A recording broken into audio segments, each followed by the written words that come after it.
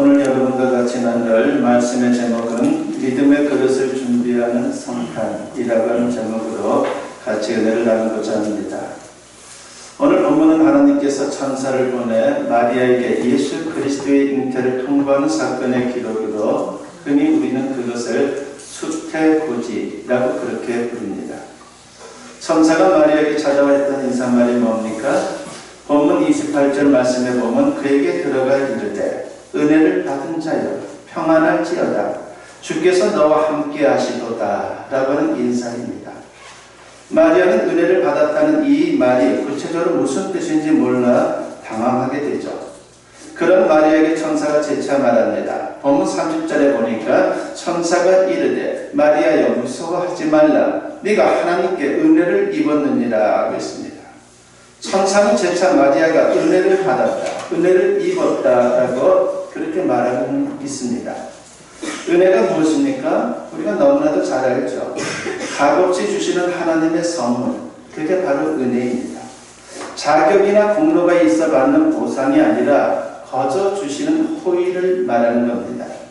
특별히 마리아가 받은 은혜가 구체적으로 무엇입니까? 천사가 설명을 하죠. 본문 31절과 32절에 보면 보라 네가 잉태하여 아들을 낳으니 그 이름을 예수라 하라.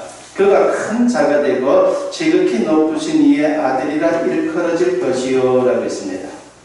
보통의 경우 처녀에게 아들을 잉태한다는 말은요 청천벽력과도 같은 소리일 겁니다. 그러나 그가 하나님의 아들이기 때문에 큰 은혜인 것이죠. 이게 얼마나 대단한지 엘리사벳의 말을 통해서 우리가 가늠해 볼 수가 있습니다. 오늘 본문에도 등장하지만 엘리사벳은 불임 여인입니다. 오랫동안 결혼 생활을 함에도 불구하고 아이가 없는 거예요. 늙도록 자식이 없었습니다.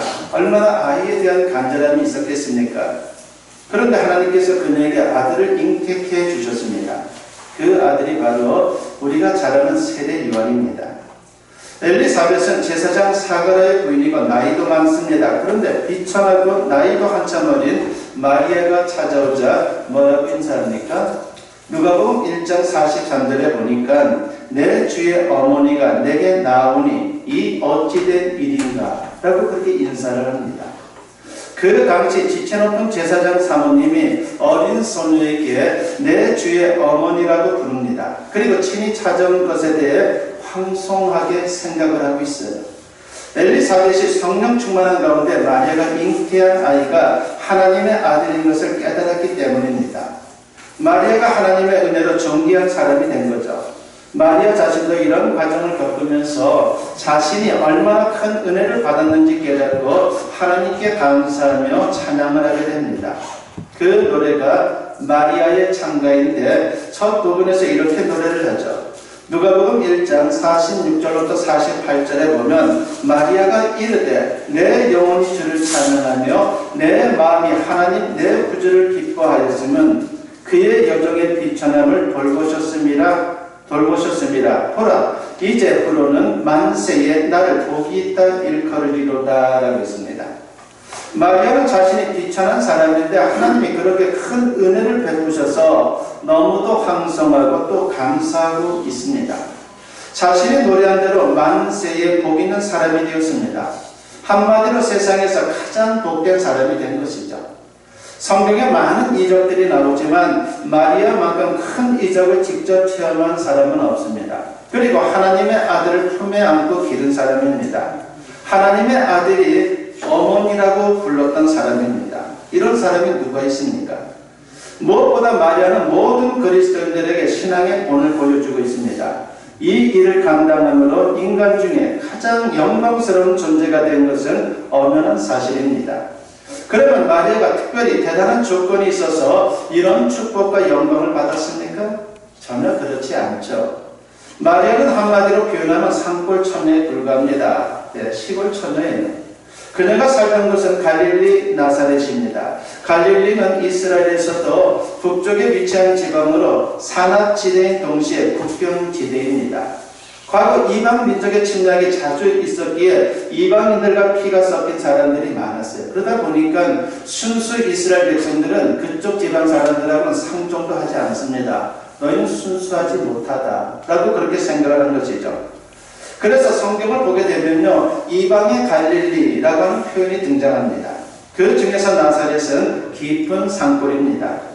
오죽 형편없는 곳이면 나다나엘이 예수님의 간에 처음 들었을 때에 퉁명스럽게 나사렛에서 무슨 선한 게 나오겠느냐라고 그렇게 말하겠습니까? 이처럼 마리아는 인간 조건으로 보면 내세울 게 하나도 없는 사람입니다. 오히려 멸시받고 천대받을 만한 조건들만 두루 갖춘 여인이다라고 하는 것을 우리가 알 수 있죠. 그런데 하나님이 그녀를 선택하여 큰 은혜를 베풀어 주셨습니다. 그렇다면 하나님은 왜 마리아를 선택하고 큰 은혜를 베푸신 것입니까? 믿음을 보셨기 때문이죠. 여러분, 믿음은 마치 그릇과도 같습니다. 아무리 하늘에서 억수로 비가 쏟아져도 그릇이 없으면요, 그 비를 받을 수가 없습니다. 그릇의 크기만큼 그릇의 모양대로 빗물을 받을 수가 있는 것입니다. 하나님은 인간 조건으로 사람으로 차별하지 않습니다. 가난하거나 부하거나 권력이 있거나 없거나 그것 갖고 사람 차별하지 않습니다. 그러나 하나님이 차별하는 게 있죠. 믿음은 차별하십니다. 마리아는 아무것도 갖고 있지 않았습니다. 나이도 어렸습니다. 그러나 믿음만큼은 누구 못지 않았습니다. 어떤 믿음입니까? 마리아의 믿음의 특징이 여러 가지 있지만은 그 중에 오늘 본문을 통해서 세 가지만 여러분들께 소개해드리고자 합니다. 첫째는 그녀는 순결의 믿음을 가졌다는 것을 성경은 말씀하고 있습니다. 마리아는 예수님을 잉태할 당시 영혼도 육체도 가장 순결한 상태였습니다. 27절에 보면 마리아에 대한 간단한 소개가 나오죠. 다윗의 자손 요셉이라 하는 사람과 약혼한 처녀에게 이르니 그 처녀의 이름은 마리아라고 했습니다. 그때 마리아는 요셉이라는 남자와 약혼한 처녀였습니다. 이 말이 무슨 뜻인지 우리가 정확히 알려면 그 당시 유대인의 결혼 제도를 이해할 필요가 있습니다. 고대 이스라엘의 결혼 제도는 대개 3단계로 진행이 됩니다. 약정이 있고 약혼, 즉 정혼이 있고 결혼이 있다라고 하는 것입니다. 약정은 어렸을 때 부모들끼리 약속하는 것이죠. 약혼은 장성한 후에 본인들의 동의로 결정하는데 그 기간은 1년쯤 됩니다. 약혼 기간에는 법적으로 부부와 같습니다. 하지만 그 기간 중에 순결을 철저히 지켜야 한다는 법이 있습니다. 약혼 기간을 마치면 정식으로 결혼하게 되는데 그때 비로소 완전한 부부로 동거하게 되는 것입니다. 그러니까 유대인 사회에서 약혼한 여자라고 하면 순결성을 공인받는 것입니다. 하나님은 그런 약혼 상태에 있는 마리아를 선택하여 예수 그리스도를 잉태케 하신 것입니다. 이렇게 함으로 예수님이 하나님의 아들이면서 무지한 인간으로 태어날 수 있게 하신 겁니다. 그래야 인간의 죄를 대속할 수 있기 때문이죠. 남자와 여자 사이에 태어난 인간은 예외 없이 다 죄인입니다. 우리는 다 죄를 갖고 태어나는 거예요. 그것이 우리의 모습이다라고 하는 것이죠. 자신의 죄가 있는 상태에서 남의 죄를 대속하는 것은 불가능한 겁니다. 그래서 하나님의 아들이 순결한 처녀의 몸을 빌려 무죄한 인간으로 이 땅에 오신 것입니다. 그 당시 십자가는 중죄인이 달려 처형당한 사형틀이었습니다. 예수님은 십자가에 못 박혀 죽으셨다가 사흘 만에 부활하셨죠. 만일 부활이 없었다면 당시 십자가에 달려 죽임을 당한 사형수들이 많았기에 예수님의 하나님 아들 구세주 되심을 증명할 길이 없습니다. 그래서 사도 바울은 로마서 1장 3절과 4절에서 이렇게 증거를 합니다. 그의 아들에 관하여 말하면 육신으로는 다윗의 혈통에서 나셨고 성결의 영으로는 죽은 자들 가운데서 부활하사 능력으로 하나님의 아들로 선포되셨으니 곧 우리 주 예수 그리스도시니라고 했습니다. 예수님은 다윗의 후손인 마리아에게 성령으로 잉태되셨고 십자가에 죽으셨다가 부활하심으로 자신이 하나님이면서 동시에 인간임을 증명하셨습니다. 그러니까 약혼한 처녀 마리아에게 하나님의 아들을 잉태케 하신 것은 하나님의 절묘한 역사라고 하는 것을 알 수가 있는 것이죠. 하나님은 우리에게 대단한 조건을 요구하지 않지만 순결을 요구합니다. 그런 사람에게 큰 은혜를 베풀어 주십니다. 사도 바울도 그릇 비유를 통해서 이런 사실에 대해서 말씀을 하신 적이 있었죠. 디모데후서 2장 20절과 21절 말씀에 보면 이런 말씀이 등장합니다. 큰 집에는 금 그릇과 은 그릇뿐 아니라 나무 그릇과 젤 그릇도 있어 귀하게 쓰는 것도 있고 천하게 쓰는 것도 있나니 그러므로 누구든지 이런 것에서 자기를 깨끗하게 하면 귀히 쓰는 그릇이 되어 거룩하고 주인의 쓰심에 합당하며 모든 선한 일에 준비함이 되리라고 했습니다. 그릇은 만들어진 재료보다 깨끗한 것이 더 중요하다는 거예요. 여러분 상식적으로 그렇지 않습니까? 금 그릇이 아니라 깨끗한 그릇이 귀한 그릇입니다. 음식이 아무리 좋아도 그릇이 더러우면 담을 수가 없어요. 깨끗한 그릇이 우선이고 그 다음에 금 그릇이냐 은 그릇이냐를 따질 수가 있는 것입니다. 많은 사람들이 성공을 지향하며 삽니다. 성공을 위해서라면 사람들이 어떻습니까? 수단과 방법을 가리지 않죠. 그것이 우리의 현실이에요. 그러나 하나님은 성공보다 순결, 깨끗한 거룩함을 요구하신다는 것입니다. 순결이 전제되지 않으면 설사 성공한다 하더라도 사상누각이에요. 우리가 그런 일들을 얼마나 많이 봅니까? 참으로 성공은 했는데 깨끗하지 못해서 나중에 비난을 받는 그런 일들이 세상에는 너무나도 많죠. 결국은 어떻습니까? 순결하지 못하고 거룩하지 못하고 깨끗하지 못하면 결국은 무너질 수밖에 없다라고 하는 것입니다. 앞에서 남는 것 같지만 뒤에서 미치는 것입니다. 그러므로 성도는 그 무엇보다 몸과 마음의 순결에 우선순위를 두어야 하는 것이에요. 그럴 때 하나님이 선택하시고 사용해 주십니다. 성경을 보게 되면 하나님이 귀하게 쓰신 인물들은 한결같이 순결한 믿음의 사람들이었다는 것을 우리가 알 수 있습니다. 우리는 모두 죄인이지만 회개하고 제사를 받은 후에는 순결을 지키는 하나님의 사람들이 되어야 합니다. 불의한 세상과 타협해서는 아니 되는 것이죠. 요셉, 다니엘, 에스더 등 모두 순결한 믿음을 가진 사람들이었어요. 결국 그들이 승리했고 축복된 인생을 살았고 존경받는 인생들이 되었습니다. 부디 저와 여러분도 마리아처럼 순결한 믿음으로 하나님의 큰 은혜를 입을 수 있는 하나님의 사람들이 되었으면 합니다. 두 번째로 우리가 마리아를 통해서 배우게 되는 것은요, 마리아는 긍정의 믿음을 가졌다는 것입니다. 긍정의 믿음, 이게 또 중요한 것이죠. 긍정의 믿음은 단순히 인간적인 면에서 적극적이고 긍정적인 마음을 갖는 것과는 다른 것이에요. 그거와는 차원이 다릅니다. 적극적인 사고방식이나 마인드 컨트롤 등은 심리적인 것이지 신앙이 아니에요. 긍정의 믿음은 자기 자신에 대해서가 아니라 하나님에 대해 긍정하는 겁니다. 내가 아니라 하나님에 대해서 긍정하는 겁니다.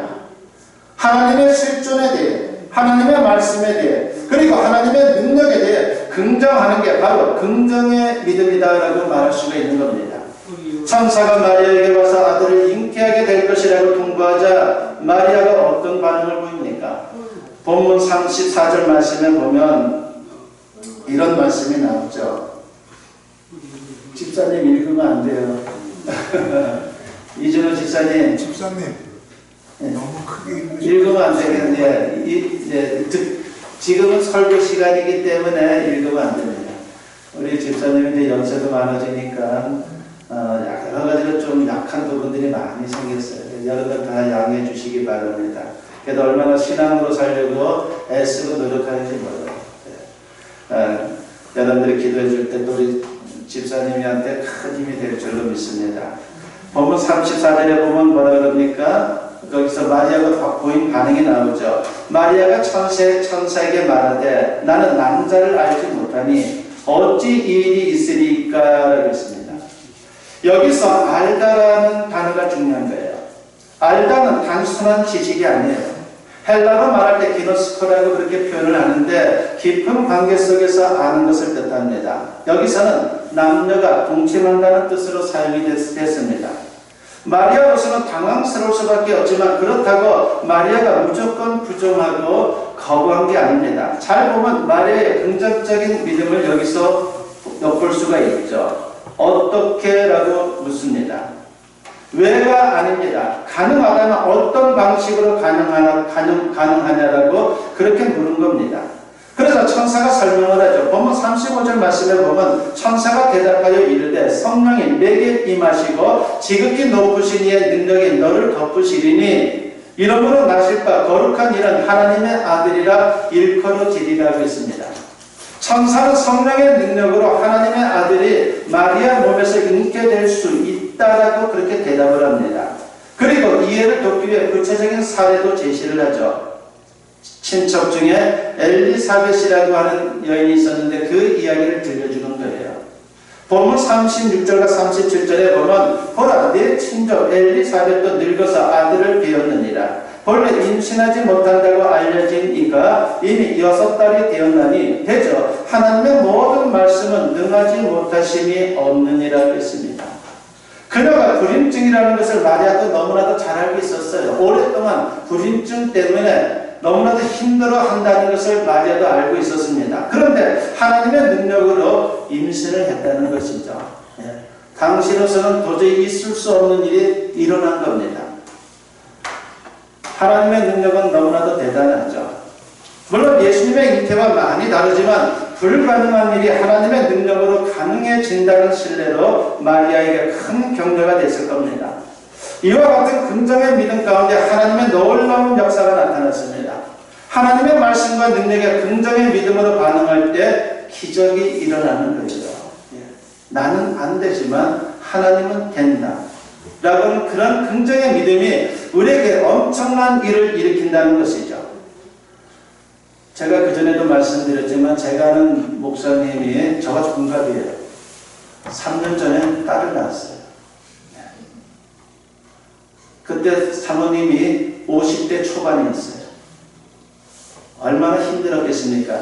30대 중반에 결혼을 해가지고 그 긴 세월 아이가 없는 거예요. 근데 자연스럽게 임신이 되고 아이를 낳았어요. 제가 가끔씩 이제 페이스북을 이렇게 보면 그 목사님이 일주일에 한 2-3번은 올려요. 얼마나 지금 많이 컸는지 몰라요. 막 돌아다니려고 뭐 정신없고 엄마 아빠는 또 잡으러 다니려고 정신없고 그걸 또 페이스북에 이렇게 올렸는데 그걸 보면 참 엘리사벳 생각이 나더라고요.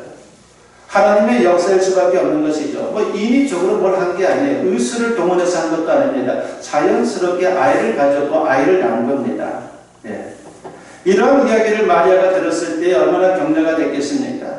이와 같은 긍정의 믿음 가운데 하나님의 놀라운 역사가 나타났습니다. 하나님의 말씀과 능력에 긍정의 믿음으로 반응할 때 기적이 나타나는 겁니다. 그래서 성경은 하나님의 말씀과 하나님의 능력에 긍정하라고 그렇게 권면을 하죠. 고린도후서 1장 20절에 보면 하나님의 약속은 얼마든지 그리스도 안에서 예가 되니 그런즉 그로 말미암아 우리가 아멘하여 하나님께 영광을 돌리게 되느니라 했습니다. 여기서 아멘은 진실로라고 하는 의미의 부사예요. 말씀에 예로 긍정하고 아멘으로 긍정하라고 하는 말씀입니다. 그러면 놀라운 일이 일어난다는 겁니다. 우리 인간은 모두가 죄인입니다. 죄인의 특징 중 하나는 뭡니까? 부정적인 성향이 굉장히 강하다는 거예요. 좋은 것보다는 안 좋은 것에 대해서는 굉장히 강하고 안 가르쳐줘도 아주 자연스럽게 못된 짓은 합니다. 아이들이 가장 먼저 하는 게 먼저 배우는 게 욕이죠. 욕은 가르쳐주지도 않는 것 같은데 욕을 잘해요. 그래서 자제를 시키고 해서는 안 된다고 그렇게 말하지 않습니까? 바로 우리의 인간, 죄인의 특징 중 하나는 부정적인 성향이 너무나도 강하다는 겁니다. 부정적인 인간들끼리 모여 살다 보니 세상에는 온통 부정적인 말이 난무합니다. 유튜브를 봐도 어떻습니까? 그리고 페이스북을 봐도요, 간단하게 앞에다가 이렇게 아주 궁금하게 만들어요. 그러니까 부정적인 것을 가지고 이제 뒷부분을 열면은 더 확실하게 보여주겠다라는 하는 식으로 그렇게 유혹을 하죠. 사람들의 심리를 이용한 것입니다. 그러다 보니까 부정적인 말들이 얼마나 많습니까? 이런 지경이니 사람들 마음속에 할 수 없다는 믿음이 강하게 심겨지는 거예요. 이런 부정적인 성향을 극복하고 긍정의 믿음을 갖도록 우리가 노력해야 되는 겁니다. 긍정의 믿음을 가진 인도네시아의 목사님 한 분이 있습니다. 인도네시아, 우리가 너무나 많이 들어본 나라 아닙니까? 인구가 많죠. 인구가 2억 8,500만 명 정도 됩니다. 그런데 그 중에 3천만 명이 예수님을 믿어요. 적은 숫자가 아니죠. 퍼센테이지로 따지면 뭐 작은 퍼센트지만은 많은 사람들이 예수님을 믿습니다. 이슬람 국가 안에 수많은 사람들이 순교를 당하고 고난을 당하면서도 굴하지 않고 복음을 전한 결과 아시아 최대의 기독교 국가가 되었습니다. 인도네시아 수르바야라고 하는 곳에 예배당 좌석수만 해도요, 교회 좌석수가 25,000석이에요. 얼마나 큽니까? 그렇게 큰 교회가 있을 정도예요. 그 교회 담임 목사는 아브라함 알렉스라고 하는 분인데, 지금은 목사님이 바뀌었죠. 이 알렉스 목사님인데, 이분은 긍정의 믿음을 가진 분으로 아주 유명합니다. 그런데 목사님 가정에 내성마비 아들이 태어났어요. 연약한 몸으로도 하나님께 영광을 돌릴 수 있지만 목사 가정에 내성마비 아들이 태어났다라고 해서 이슬람 교도들이 비웃는 그 손가락질은 너무나도 견디기가 힘들었어요. 그래서 목사님은 긍정의 믿음으로 주님 앞에 기도하기 시작합니다. 오직 십자가의 능력만 바라보았습니다. 전능하신 하나님만 바라보았습니다. 아들이 온전히 건강해진 모습을 바라보았습니다. 미래를 바라본 거예요. 그렇게 매일 기도하기를 한 달, 두 달, 석 달 아무런 변화가 없었습니다. 그러나 포기하지 않고 기도하리라. 그분은 얼마든지 할 수 있다라고 하는 것을 마음에 각인시키면서 계속 기도했습니다. 넉 달이 지났을 때 아침에 방에 들어갔더니 아들이 멀쩡한 모습으로 일어나 앉아 아버지라고 그렇게 부르는 거예요. 그전엔 없었던 일이에요. 긍정의 믿음은 능력이 있습니다. 나 자신에 대한 긍정이 아니라 하나님에 대해 긍정하기 때문에 능력이 있는 거예요. 하나님의 말씀은 반드시 이루어집니다. 하나님의 능력은 무한합니다. 이런 믿음으로 기도할 때에 하나님의 역사가 나타나는 것이죠. 아무쪼록 마리아와 같이 긍정의 믿음으로 승리할 수 있는 우리 모든 성도님들이 되었으면 합니다. 세 번째로 마리아의 믿음은 순종의 믿음이었습니다. 하나님의 뜻이라는 순종하는 믿음을 그녀는 갖고 있었던 것이죠. 더 나아가 헌신하는 믿음을 가졌습니다. 천사가 성령 잉태 사실을 통보하자 마리아의 반응입니다. 본문 38절 말씀에 보니까 마리아가 이르되 주의 여종이오니 말씀대로 내게 이루어지이다 하며 천사가 떠나가니라고 했습니다. 마리아는 그대로 순종합니다. 그리고 자신을 바쳐 헌신합니다. 여기서 여종이라는 말 속에 그의 믿음이 다 포함되어 있는 거예요. 이 말은 헬라어로 둘레라고 하는 것인데 여자 노예를 의미하는 것입니다. 주인이 죽으려면 죽는 게 그 당시 노예들 아닙니까? 마리아는 하나님의 말씀이라면 죽든지 살든지 순종하겠다는 반응을 보입니다. 사람들이 나를 못된 여인이라 돌로 친다 할지라도 나는 주님 말씀에 순종하겠다라고 하는 마음으로 순종을 합니다. 만일 그 상태에서 마리아가 아기를 낳는다면 어떻게 되겠습니까? 인간적으로 앙당할 겁니다. 파혼의 위기, 미움으로 비난받을 위기, 죽임을 당할 위기 등 끔찍한 일들이 벌어질 수가 있습니다. 마리아는 그 모든 것을 각오하고 순종합니다. 하지만 그건 어떻게 됐습니까? 하나님께서 책임져 주셨습니다. 마태복음 1장 18절 이하를 보면 하나님이 요셉에게 천사를 보내 마리아가 잉태하게 된 경위를 설명하죠. 요셉도 큰 믿음의 사람이라 그대로 믿었습니다. 그리고 얼른 마리아를 데려다가 보호해 줍니다. 그렇게 해서 마리아는 안전하게 아기 예수를 출산할 수 있었고 예수님은 잘 자라 십자가까지 질 수 있었습니다. 하나님은 순종하고 헌신하는 사람을 결코 방치하지 않습니다. 반드시 승리케 하십니다. 하나님은 이런 순종의 믿음을 가진 사람들을 찾고 있어요. 예수님도 말씀하셨죠. 누가복음 9장 23절에 보면 또 무리에게 이르시되 아무든지 나를 따라오려거든 자기를 부인하고 날마다 제 십자가를 지고 나를 따를 것이니라고 했습니다. 주님을 따른다는 것은 자신의 뜻을 부정하고 주님의 뜻에 순종하는 거예요. 그럴 때 하나님의 약속이 있습니다. 마가복음 10장 29절과 30절에 보면 예수께서 이르시되 내가 진실로 너희에게 이르노니 나와 복음을 위하여 집이나 형제나 자매나 어머니나 아버지나 자식이나 전토를 벌인 자는 현세에 있어 집과 형제와 자매와 어머니와 자식과 전토를 100배나 받되 박해를 겸하여 받고 내세에 영생을 받지 못할 자가 없느니라고 했습니다. 예수님을 따르다 보면 고난도 있지만 그와 비교할 수 없는 엄청난 은혜와 축복의 역사가 나타난다는 겁니다. 그런 점에서 순종은 의무라기보다요 특권이에요. 그리고 축복입니다. 하나님은 아무에게나 순종과 헌신을 요구하지 않습니다. 은혜를 베풀기 전에 순종을 요구합니다. 성경을 보십시오. 수많은 이적들이 모두 순종할 때 일어났어요. 순종의 믿음은 이렇게 놀라운 것이다라고 하는 것을 성경은 우리에게 말씀하고 있다라고 하는 것입니다. 기적의 은혜를 담은 큰 그릇입니다. 그러므로 순종 지수를 높여야 됩니다. 마리아는 가장 큰 은혜를 받았습니다. 그 과정에 두려움도 고난도 아픔도 있었습니다. 그러나 그녀가 그렇게 큰 은혜를 받을 수 있었던 이유는 무엇입니까? 인간 조건이 뛰어나서가 아니에요. 믿음이 뛰어나서였습니다. 순결의 믿음, 긍정의 믿음, 그리고 순종의 믿음을 가지고 있었습니다. 부디 마리아와 같은 믿음의 그릇을 잘 준비하여 하나님이 예비하신 큰 은혜와 축복을 체험할 수 있는 저와 여러분 모두 될 수 있기를 주님의 이름으로 간절히 축원합니다. 오늘